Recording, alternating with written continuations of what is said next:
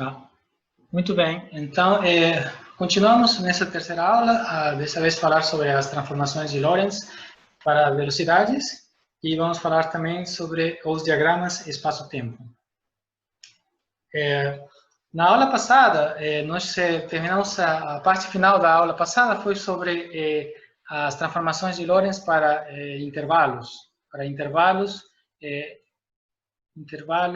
espaciais e temporais, né? Os intervalos ΔX seriam um intervalo espacial, intervalo temporal é ΔT. Da mesma maneira, pode ter os intervalos ΔY, intervalo ΔC nas outras direções. Então, nós vimos que a transformação, por exemplo, dos intervalos na configuração padrão, né? Sempre nós trabalhamos na configuração padrão, no qual o movimento é relativo entre o referencial S e o referencial S', sempre acontece na direção X, ou X', né? No caso do referencial S'.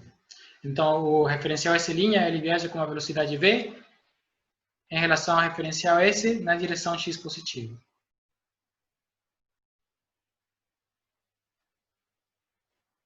Certo? Então, sempre vamos trabalhar nessa configuração padrão. Então, nós vimos a aula passada que as transformações de Lorentz se estendem de maneira trivial para o caso de intervalos. Então, eu tenho que o intervalo esse aqui seria a transformação de Lorentz inversa, na verdade, transformação de Lorentz inversa.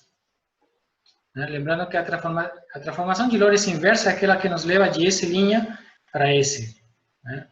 Vocês devem lembrar que a única diferença entre a transformação de Lorentz direta e a inversa é o sinal. Então, aqui nós temos que o sinal positivo, porque nós estamos indo do referencial S' para o referencial S.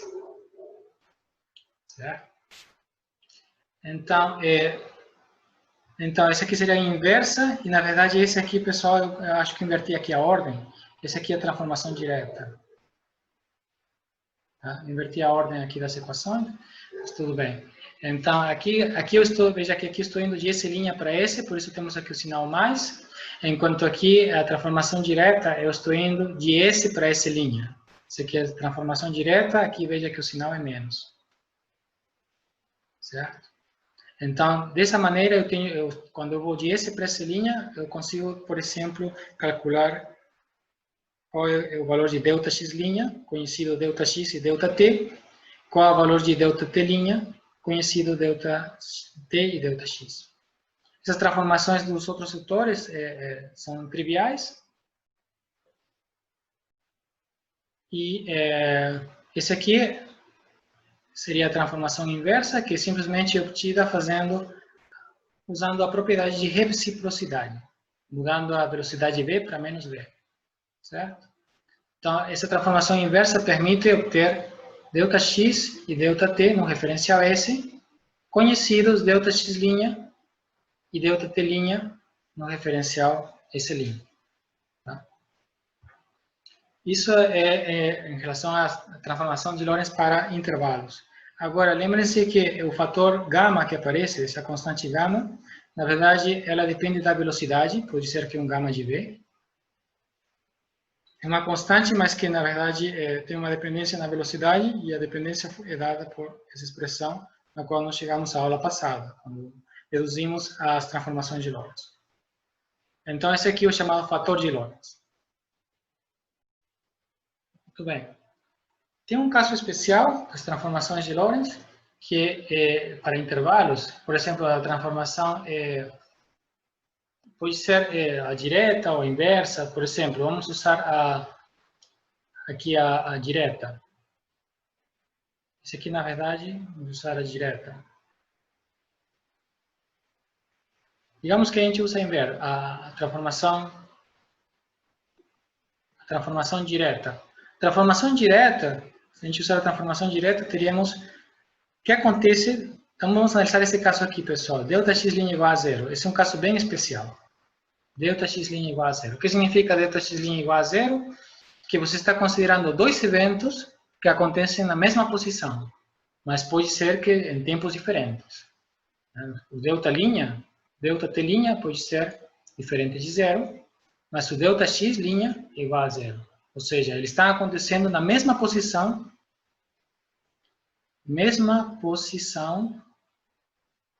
em S'. Tá? A mesma posição em S'. Eles é uma classe especial você considera um par de eventos, esses dois eventos estão acontecendo na mesma posição em S'. Por exemplo, poderia ser dois eventos aqui, que estão acontecendo na mesma posição em X'. Certo? No referencial S'. Dois eventos que podem acontecer em tempos diferentes, mas sempre na mesma posição. Muito bem, então, nesse caso especial, nós temos que, se usar a transformação direta, que seria essa aqui é a direta, esse aqui inversa. Se usar a transformação direta, temos ΔX' igual a 0, então essa quantidade entre parênteses tem que ser 0. Então, nós temos que ΔX é igual a V ΔT. ΔX igual a V ΔT. Mas, por outro lado, nós podemos também ver que nós temos uma relação entre delta, usando transformações diretas, nós temos uma relação entre ΔT', ΔT e ΔX. Se eu substituir agora, eu sei que isso aqui é 0, então eu posso substituir ΔX em função de ΔT. Posso fazer isso e substituir aqui, nessa segunda transformação. E o que eu obtenho? Eu obtenho de que agora que ΔT' passa a ser proporcional a ΔT. Olha que interessante. Então, no caso estamos vendo o caso em que ΔX' igual a 0, nós descobrimos que ΔX é proporcional a ΔT, e o ΔT' também é proporcional a ΔT, e se trabalhar essa constante de proporcionalidade, vamos descobrir que γ menos 1. Constante de proporcionalidade entre ΔT' e ΔT. A conclusão é que o ΔT, que é esse aqui, é igual a γ vezes ΔT'. ΔT é γ vezes ΔT'. Lembrando que o γ era 1 sobre a raiz de 1 menos b quadrado sobre c quadrado, que podíamos escrever também como 1 sobre a raiz de 1 menos beta quadrado, onde beta era v sobre c. Então, esse γ aqui, o fator de Lorentz, ele é maior do que 1, por definição. Maior do que 1. Então, esse tempo aqui, é o intervalo de tempo no referencial S, e esse ΔT' é o intervalo de tempo no referencial S'. Então, o que está acontecendo? Que o intervalo de tempo no referencial S é maior, isso aqui é maior do que 1, é maior do que o intervalo de tempo no referencial S'. A conclusão é que, quando você analisa eventos que acontecem na mesma posição, o intervalo de tempo associado a esses dois eventos, ele é especial. Ele é menor, ele é sempre menor, esse intervalo de tempo é sempre menor que o intervalo de tempo em qualquer outro referencial. Então, esse intervalo de tempo tem um nome, chamado de intervalo de tempo próprio. Por que tempo próprio? Porque pode pensar como que é o tempo que seria medido por um relógio que está em repouso em relação a S', por exemplo. Imagina que você está no referencial S', e você aqui, nessa posição, você tem um relógio, e esse relógio está sempre na mesma posição, porque estamos ΔX' igual a 0, o S' está em movimento em relação a S, mas de acordo com S', é o S que está em movimento, então o S', de acordo com S', ele estaria em repouso, o próprio S'. E se o relógio estiver também em repouso em relação a S', então o tempo que ele medir é chamado de intervalo de tempo próprio, porque ele não muda, nunca está em movimento, nunca muda, passado o tempo ele não muda de posição, certo? Então, o intervalo de tempo próprio, ele corresponde à situação em que os dois eventos acontecem na mesma posição e, portanto, você pode imaginar que nessa posição você tem um relógio localizado nessa posição, e esse relógio mede um intervalo de tempo chamado de intervalo de tempo próprio. A A propriedade interessante desse intervalo de tempo próprio é que ele, em relação o tempo que intervalo de tempo que esse relógio medir, vai ser sempre menor que o intervalo de tempo que qualquer outro referencial medir.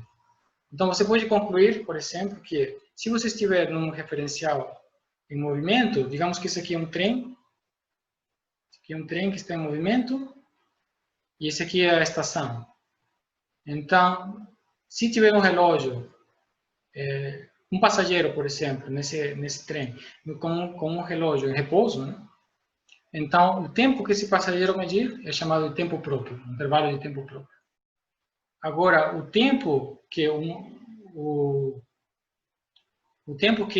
intervalo de tempo que um outro referencial, no caso a estação, por exemplo, que não digamos o intervalo de tempo em relação ao referencial esse, para dois eventos que acontecem no S' na mesma posição, vai ser maior, se ΔT aqui, vai ser maior que o intervalo de tempo medido pelo intervalo de tempo próprio. Sempre o intervalo de tempo próprio tem a propriedade de ele ser menor que qualquer outro intervalo de tempo. Por quê? Porque ele tem a característica de ser... Você pode imaginar que é um relógio que acompanha o movimento. Você tem um sistema em movimento e você tem um relógio que está acompanhando, está considerando dois eventos na mesma posição e o relógio está acompanhando esses dois eventos. Por exemplo, ativar um flash aqui. Se acontecer dois eventos nessa mesma posição e foram medidos por esse relógio, então é assim que é definido o intervalo de tempo próprio. Então, essa definição de tempo próprio pode ser estendida também para outras quantidades quando considera o movimento de um sistema e, por exemplo, vamos ver mais para frente que também tem a definição de comprimento próprio, por exemplo, e também vai ter a outra definição chamada de distância própria. Essas definições também vão ser interessantes quando considera um sistema em movimento que seria descrito por um referencial S', por exemplo. Agora, uma coisa importante é que o conceito de tempo próprio é relativo. Então, de acordo com S', o tempo ΔT' é menor que o intervalo de tempo ΔT. Um é menor do que o outro. Mas, assim, é porque, de acordo com o S' está em movimento com uma velocidade v, certo? Então, de acordo, se você descrever a passagem de S para S', você chega à conclusão que ΔT é maior que ΔT'. Vou mostrar aqui. ΔT é maior que ΔT'. Mas, se você considerar agora uma situação, é um experimento agora diferente, pessoal. Agora é um experimento diferente. Imagina a situação agora que ΔX igual a zero. Imagina agora que ΔX igual a zero. Nós até agora vimos a situação em que ΔX' é igual a zero. Então, ΔX' igual a zero, você está considerando dois eventos na mesma posição em S'. Agora vamos considerar dois eventos na mesma posição em S. Imagina que nós temos agora um relógio que está medindo o tempo, o intervalo de tempo entre dois eventos na mesma posição em S. Agora, se você medir o tempo, você vai medir um tempo ΔT, no referencial S, e você vai medir um tempo ΔT', no referencial S'. O que é bem interessante na relatividade especial, que para esse experimento agora, o intervalo de tempo ΔT vai ser agora menor que o intervalo de tempo ΔT'. Se inverte a relação.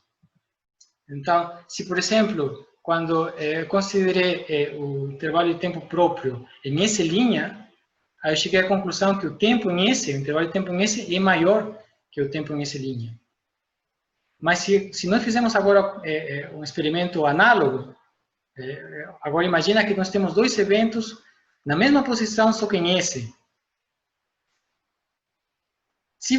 Seguindo o mesmo raciocínio, vocês vão chegar a esta fórmula aqui, pessoal, que seria a fórmula recíproca dessa aqui. Veja, aqui é ΔT gama ΔT'. Aqui é ΔT' é igual a gama vezes ΔT. Então é o contrário agora. Agora o ΔT' é maior que é ΔT. Interessante isso. Então, qual é o intervalo de tempo menor num experimento? Depende do referencial e depende também do experimento que você está considerando, né? Aqui estamos considerando 2 eventos na mesma posição em S, aqui estamos considerando 2 eventos na mesma posição em S'. Então, que pode parecer um paradoxo, né? Que o intervalo de tempo agora, para descrever os 2 eventos, se quiser o relógio agora, para escrever que está descrevendo esses 2 eventos em S, agora tem um intervalo de tempo menor que o que mediria o referencial S'. Mas se pensar um pouco, analisar um pouco a situação, essa é uma característica típica da relatividade especial, de que a extensão dos conceitos de relatividade galileana para o regime da relatividade especial, nós passamos a ver que o tempo também, o intervalo de tempo também pode mudar e pode mudar de maneira relativa. Então, a relação entre o intervalo de tempo no referencial e outro muda dependendo do referencial, dependendo do experimento e dependendo do referencial. Em outras palavras, de acordo com essa linha, o tempo que o relógio dele mede é menor do que o tempo que o relógio de S mede. Mas de acordo com esse, o tempo que o relógio dele mede devia ser menor que o tempo que o relógio de S'. Parece uma contradição, parece um paradoxo, mas na verdade o que acontece é que são experimentos diferentes, são situações diferentes, né? Estamos considerando, como eu expliquei, a situação em que 2 eventos acontecem na mesma posição em S', enquanto aqui estamos considerando 2 eventos que acontecem na mesma posição em S. Muito bem. Agora vamos ver como aqui é a transformação de Lorentz para velocidades. A partir da transformação de Lorentz para intervalos, vamos deduzir a transformação de Lorentz para velocidades, considerando o caso em que um intervalo é infinitesimal. Vocês já viram no cálculo diferencial? Já viram cálculo diferencial, já viram o conceito de derivadas, de diferenciais.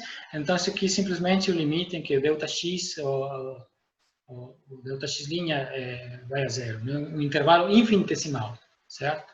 Então, isso aqui é a transformação de Lorentz entre intervalos infinitesimais. Simplesmente temos aqui dx, dt, dx, temos gama vezes dx menos b dt, aqui gama vezes dt menos b sobre c quadrado dx, e que seria a transformação de Lorentz direta para intervalos infinitesimais, né? Que agora são chamados de diferenciais. Então, qual é a utilidade dessas transformações de Lorentz? É que a partir delas eu posso deduzir a transformação para a velocidade de uma partícula, por exemplo. Porque a velocidade de uma partícula é descrita como? Ela é descrita, a velocidade de uma partícula, por exemplo, na direção x, ela é descrita pela diferencial, a razão de diferenciais dx, dt. Seria a velocidade de uma partícula na direção x no referencial S. A componente y dessa velocidade seria dy dividido por dt. A componente z seria de maneira análoga. Agora, no referencial S', nós teríamos, vamos usar a seguinte notação, pessoal. O linha x vai crescer a velocidade na direção x', na verdade, x'. Eu não vou carregar muito essa notação linha aqui, mas isso aqui vai querer dizer a velocidade na direção x', certo? Então vai ser dx' dividido por dt'. Isso aqui vai ser a velocidade na direção x'. A velocidade na direção y' vai ser dy' dividido por dt', certo? Então vamos a seguir essa convenção para a notação das velocidades, mas as velocidades são bem definidas por essa razão, né? A definição de velocidade é essa, né? Se fizer a derivada de x em relação a t, é a velocidade em x, a derivada de y em relação a t, é a velocidade em y. E a maneira análoga no referencial S'. Então, desta forma, pessoal, nós conseguimos, por exemplo, descobrir qual é a transformação para a velocidade em x. Aqui, essa aqui seria a velocidade em S'. Velocidade em S' na direção x'. Está definida por essa razão aqui. Seria a derivada de x' em relação a t'. Mas, nós agora podemos usar a transformação de Lorentz para os intervalos infinitesimais, para os diferenciais.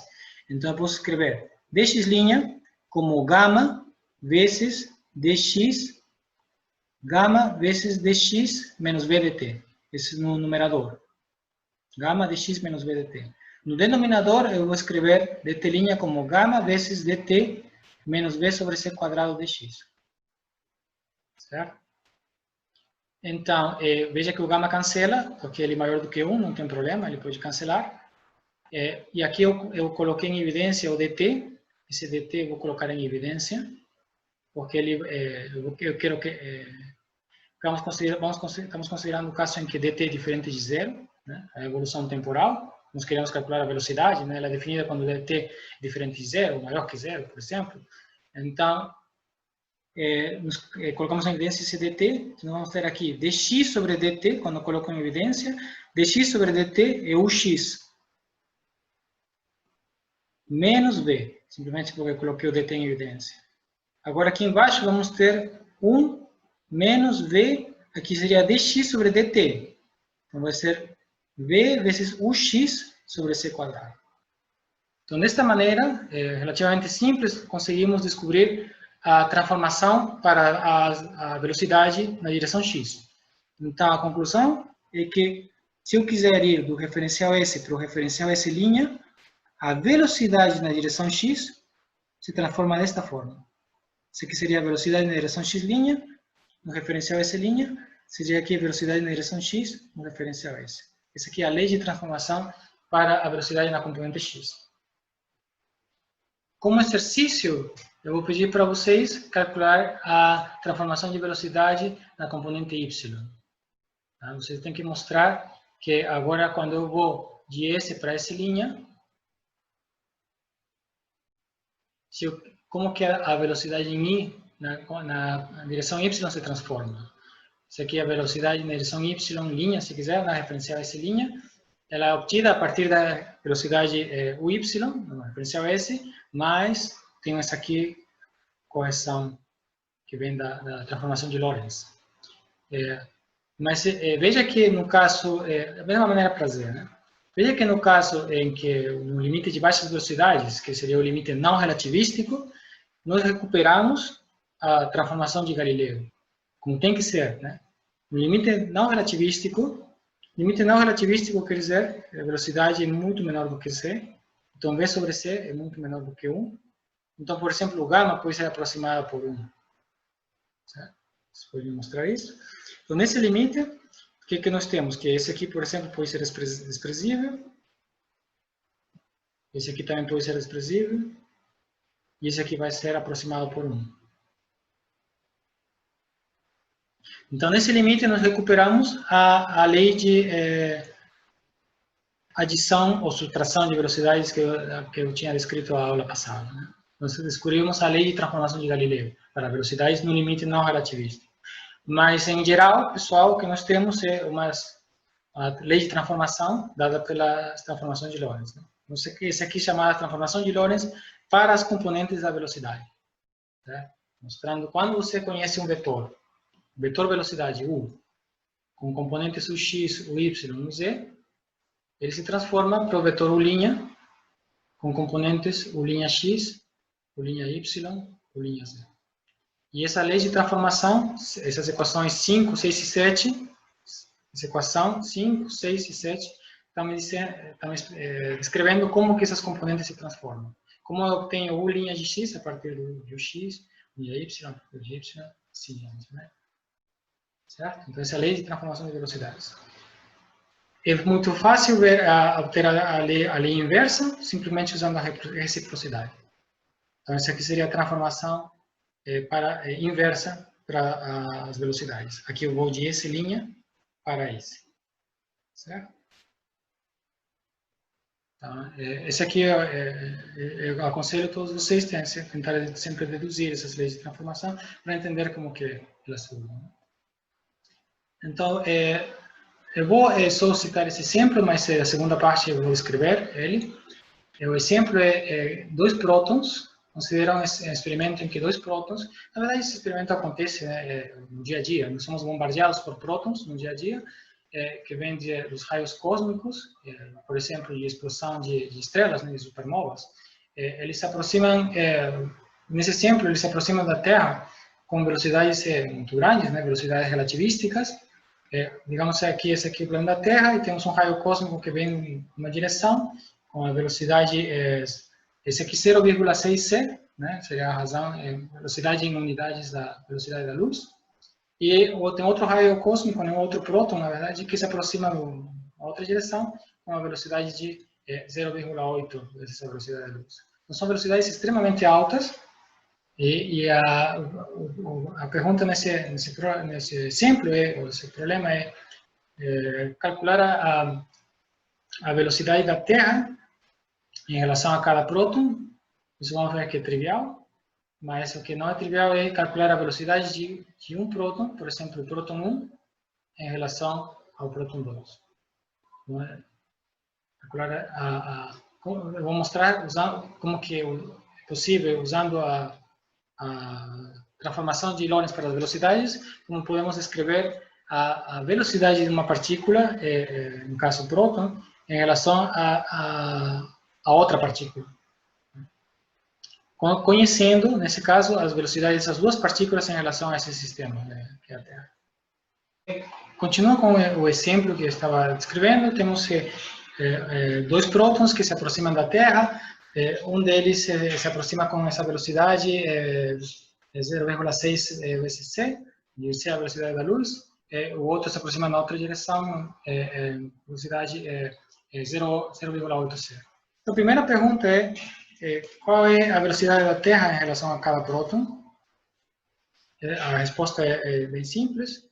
Se o próton tem uma velocidade de 0,6 c em relação à Terra, então a Terra tem uma velocidade de menos 0,6 c em relação ao próton, né? Isso aqui é só reciprocidade, né? Vocês podem imaginar que a Terra é um referencial, esse, por exemplo. O próton 1 é um referencial S', e o próton 2 é um referencial S2'. Então, se o próton tem uma velocidade V1 em relação à Terra, a Terra tem uma velocidade menos V1 em relação ao próton, o próton 1, certo? Então, de acordo com o próton 1, a Terra está vindo com uma velocidade menos V1, né? Ou seja, menos 0,6, certo? A mesma coisa para o próton 2. Vocês conferem que se o próton 2 tem essa velocidade de menos 0,8 c em relação à Terra, agora a Terra, em relação ao próton 2, tem uma velocidade de menos V2, certo? Ou seja, mais 0,8 c, né? Certo? Isso aqui é trivial, é só a reciprocidade entre sistemas diferentes. O que não é trivial agora é calcular a velocidade do próton 1 em relação ao próton 2. Porque a única informação que eu tenho é a velocidade do próton 1 em relação à Terra, e do próton 2 em relação à Terra. E eu quero a velocidade de próton 1 em relação ao próton 2. Então, o que deveria ser feito, né? Então, a maneira de implementar, de maneira fácil de implementar a transformação de Lorentz para velocidades, nesse caso, dizer: veja, se eu quiser a velocidade do próton 1 em relação ao próton 2, então o próton 2 vai ser nosso referencial. O próton 2 é o nosso referencial. O próton 1 já não, né? Porque eu estou descrevendo o próton 1. Então o próton 1 vai ser partícula. O próton 1 é uma partícula que eu posso descrever ou do referencial da Terra, esse, ou do referencial do próton 2, que seria esse 2'. Da mesma maneira, posso dizer também, se eu quiser calcular a velocidade do próton 2 em relação ao próton 1, dizer que o próton 1 agora que é referencial e o próton 2 é partícula. Então, essa partícula, que esse próton 2, eu posso escrever ora pelo referencial da Terra ou pelo referencial do próton 1. Certo? Então, uma vez entendido isso, só precisamos lembrar a lei de transformação para velocidades. Lei de transformação relativística para a velocidade. Então, por exemplo, vamos calcular a velocidade do próton 2 em relação ao próton 1. Velocidade do próton 2 em relação ao próton 1. Então, como eu falei, se queremos escrever a velocidade do próton 2 em relação ao próton 1, então o próton 1 é o referencial, certo? Então, nós vamos descrever, precisamos de uma lei de transformação que nos leve da velocidade dessa partícula em relação à Terra, que seria a referencial S, para a velocidade dessa partícula em relação ao novo referencial S', certo? Essa vai ser justamente, se quiser, a velocidade da partícula 2 em relação a 1. Vai ser isso aqui. Isso aqui que quer dizer? Isso quer dizer que é a componente x, que todo momento acontece em x, então não preciso me preocupar nas outras direções. Então, isso aqui seria a velocidade da partícula 2 em relação à partícula 1, porque o 1 é o referencial S', né? Certo? Então, eu posso usar essa definição. Então, isso aqui seria...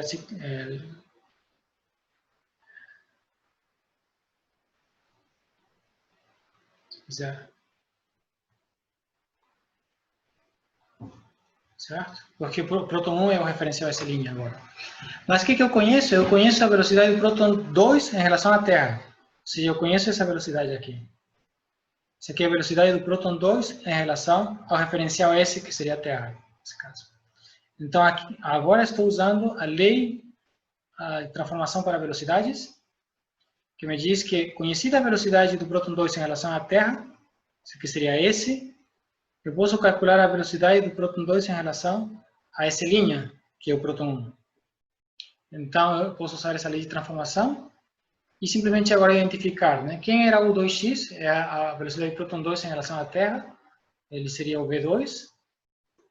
Quem esse V aqui é o próprio V1, né? Esse aqui é a velocidade de S' em relação a S. Velocidade de S' em relação a S. Por isso que é V1, que é a velocidade do próton 1 em relação à Terra. Certo? Então, é só saber identificar quem é cada um desses elementos, né? Esse aqui é a velocidade do próton 2 em relação à Terra, que é esse. Esse aqui é a velocidade do próton 1 em relação a esse, né?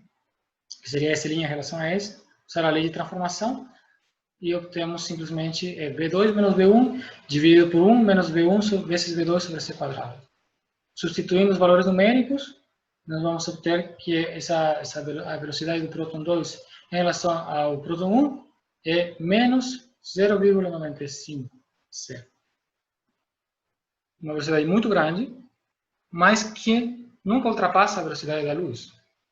Isso é bem interessante, porque se não tivéssemos a relatividade especial, se tivéssemos usado a relatividade galileana, não teria esse fator aqui. Não existiria esse fator aqui. Isso aqui vem da relatividade especial.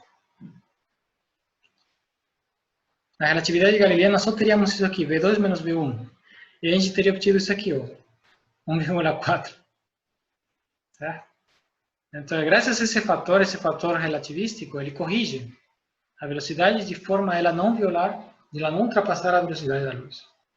Então, a velocidade agora do próton 2 em relação ao próton 1, ela nunca ultrapassa a velocidade da luz. Ela é muito grande, ela de fato é maior que as duas velocidades, é maior que 0,6 e 0,8 C, mas ela nunca ultrapassa a velocidade da luz. Certo? Então, essa transformação de Lorentz garante esse princípio da relatividade especial. Vocês podem conferir, podem considerar isso aqui também como um exercício, de que da mesma maneira você pode calcular, obter a velocidade do próton 1 em relação ao próton 2, simplesmente considerando o próton 2 como um referencial, um novo referencial. Então, esse aqui vai ser o referencial S2', esse aqui vai ser o referencial S. Vocês podem vocês podem conferir em casa, não sei se já estão em casa, né? Mas vocês podem conferir no outro momento, podem conferir que usando essa lei de transformação de velocidades, vocês conseguem mostrar que a velocidade agora do próton 1 em relação ao próton 2, ela é 0,95C. Ela é exatamente o oposto desse aqui. Exatamente o oposto. Como tem que ser, né? Vocês têm que chegar à conclusão que tem que ser uma oposta da outra pela reciprocidade entre esses dois referenciais, né? Essa linha e essa linha. Certo? Então, esse aqui vocês podem conferir. Isso aqui não vai ser um exercício que eu vou colocar eu não vou colocar no Google Sala de Aula, mas isso é interessante sempre conferir. Muito bem. Então, nesses últimos minutos, eu vou falar sobre os diagramas espaço-tempo. Eu já tinha adiantado um pouco sobre os diagramas espaço-tempo na aula passada. No exemplo que eu dei sobre aquele exemplo de Einstein, dos eventos acontecendo no referencial do trem, no referencial da estação. Agora nós vamos ver como que podemos utilizar os diagramas espaço-tempo para descrever eventos. Então, eles são muito úteis para descrever eventos no espaço-tempo em referenciais inerciais, né? Referencial S, referencial S', por exemplo, né? E também eles são bastante úteis nos diagramas de espaço-tempo para descrever transformações de Lorentz. Quando vamos de um referencial S para um referencial S'. Como eu falei, no curso inteiro, essa parte de relatividade especial, sempre vamos considerar a situação da configuração padrão, onde todo movimento entre S e S' acontece na direção X. Certo? Então, o movimento em Y e Z é trivial, né? A transformação é trivial. Então, quando se considera só o movimento em X, na verdade tem vários cenários onde é interessante também descrever a dinâmica, a diferença, simultaneamente descrever o movimento em X e em Y, apesar da trivialidade aqui. Às vezes é interessante ver efeitos de deformação da geometria, por exemplo, mas a maioria dos exemplos que vamos ver, praticamente todos os exemplos que vamos ver, nós vamos estar interessados só no movimento em X e vamos descrever esses diagramas de espaço-tempo, vamos considerar, vamos estar interessados na coordenada X, a coordenada espacial X e a coordenada temporal. Só que, em vez de usar simplesmente a coordenada temporal para descrever a evolução, como nós tínhamos feito nos exemplos anteriores, na verdade é interessante, no caso da relatividade especial, não trabalhar com T, mas trabalhar com C vezes T. C vezes T.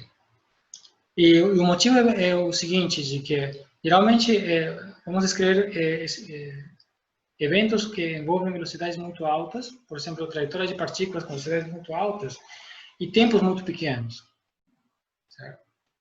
Mas, já que essas velocidades, por mais altas que elas sejam, elas nunca violam, elas nunca ultrapassam a velocidade da luz, então é conveniente trabalhar com essa quantidade, C vezes T. Então, C vezes T, ela vai garantir que, por mais pequeno que ele seja o tempo, essa quantidade ela sempre vai ser grande o suficiente, né, para descrever os diferentes eventos. Então, isso aqui tem unidades, veja que C vezes T tem unidade de comprimento, né, certo? Então, dimensão de comprimento. Então, eu posso trabalhar com unidade de metros, por exemplo. Às vezes também é usado, geralmente é usado metros ou mesmo C vezes segundos. Geralmente são essas duas opções, C vezes segundos ou metros. Às vezes também nanosegundos. Muito bem. Então, nós vamos considerar CT, eu estou dizendo que CT vai ser a nossa coordenada temporal. Então, ela vai ter um caráter de dimensão. Então, na relatividade especial, o tempo, definido dessa maneira, C vezes T, ele tem um caráter de uma nova dimensão, uma nova coordenada. E é interessante escrever as transformações de Lorentz agora, considerando essa nova coordenada, C vezes T. Olha, C vezes T. C vezes T', que seria. Então, a ideia, pessoal, é o seguinte, né? Nós temos as coordenadas espaciais x, y, z. Agora, além dessas coordenadas espaciais, surge essa nova coordenada, a quarta dimensão. E C vezes T. Isso aqui é uma nova coordenada, que vem construída a partir do tempo. Isso aqui seria no referencial S. No referencial S', nós teremos CT', X', Y', Z'. Certo? Então, as transformações de Lorentz que eu tinha mostrado, lembrem que eu tinha mostrado que X' era gama de X menos VT, T' era gama T menos V sobre C quadrado X. Agora é interessante escrever desta maneira. Você multiplica por C para obter CT'. Então, aqui fica VCC. Aqui é V sobre C quadrado. VCC deve virar V sobre C. E você identifica V sobre C com beta. Aqui não tem muito o que fazer. Aqui é só dividir e multiplicar por C. De maneira que temos aqui beta. Temos aqui beta e aqui temos CT. Então, isso é interessante porque, dessa maneira, você pode escrever de uma maneira mais elegante de descrever a transformação de Lorentz, considerando C vezes T como uma nova coordenada. Essa transformação é bem simples. Ela tem uma forma matricial.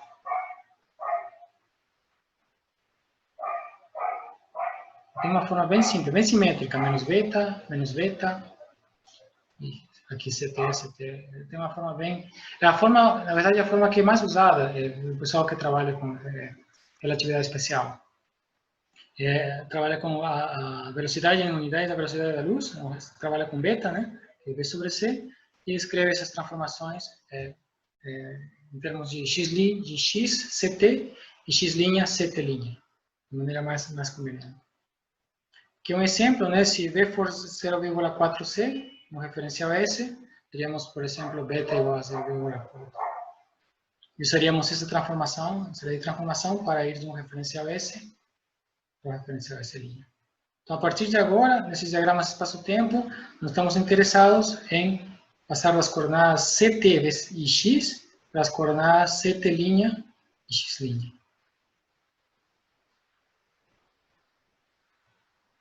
Certo? E a lei de transformação é dada por essas igualdades. Muito bem. E já para terminar, vamos ver alguns exemplos do diagrama espaço-tempo. Então, como eu falei, na vertical, nós vamos ter essa nova coordenada, essa quarta coordenada, que é C vezes T, em unidade de metros, por exemplo. E na horizontal, temos a coordenada espacial X, em unidade de metros. Então, para cada instante, por exemplo, t igual a 0, ou ct igual a 0, isso aqui estaria descrevendo todas as posições, né?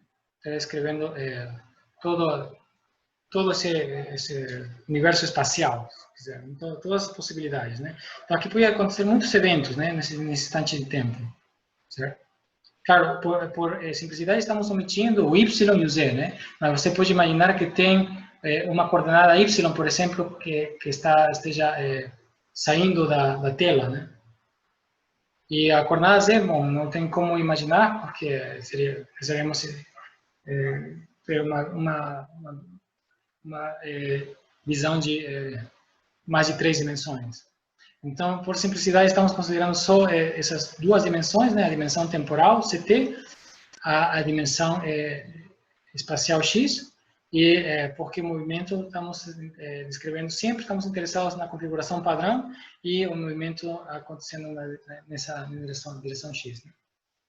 Então, por exemplo, aqui estamos considerando 4 diferentes eventos.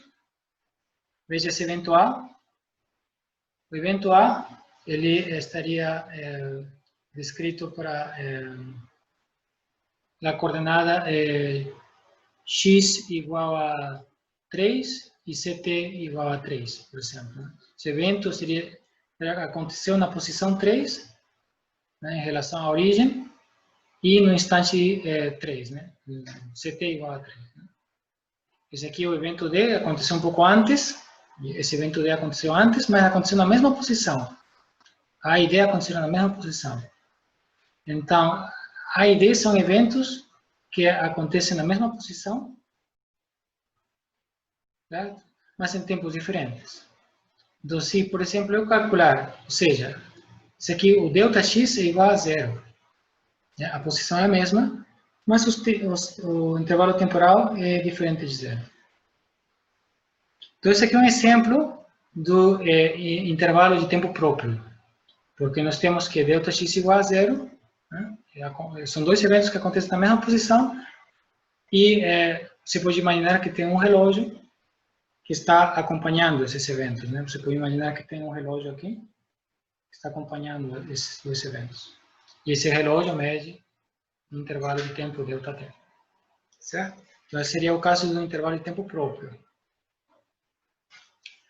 Esse caso aqui, A e B, também é interessante, porque são dois eventos que acontecem em posições diferentes. Aqui temos o evento B, o evento A. Esses dois eventos acontecem em posições diferentes, mas no mesmo instante. Então, esses são eventos simultâneos. São que nem o exemplo que vi a aula passada, os raios de luz atingindo os extremos do trem, que de acordo com o observador na estação, seriam simultâneos. Certo? Então, eles acontecem aqui, nesses eventos simultâneos, o ΔT é igual a zero. Mas o ΔX é diferente de zero. A diferença principal desses eventos. Bom, aqui, por completeza, consideramos um outro caso em que temos um evento que possa acontecer em uma posição já do lado esquerdo e um tempo anterior, né? Lembra-se que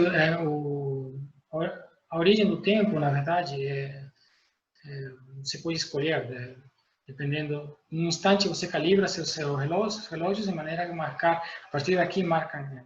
Isso aqui é relativo, referencial para o início do tempo. Você escolhe que a certo instante começou, marca T igual a zero. Os instantes anteriores vão ser tempos negativos, os instantes posteriores vão ser tempos positivos. Certo?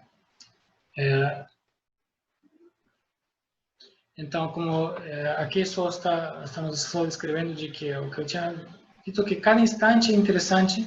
Para cada instante é interessante você imaginar que temos vários relógios, todos eles sincronizados. Todos eles têm que marcar o mesmo tempo. Todos eles estão aqui sincronizados. Certo? Que essa é a ideia do referencial inercial, né, que eu frisei a aula passada. Né? Referencial inercial, você imagina como um conjunto infinito de relógios afastados em diferentes pontos de uma rede, onde todos esses relógios estão sincronizados. Né? Todos estão sincronizados em relação ao relógio na origem. Certo? Então, sempre imaginem uma série infinita de relógios, e conforme o tempo vai avançando, esses relógios simplesmente vão evoluindo, né? Eles vão se propagando. Então, simplesmente cada instante de tempo, você vai ter essa série infinita de relógios, de observadores, se propagando no tempo. Certo?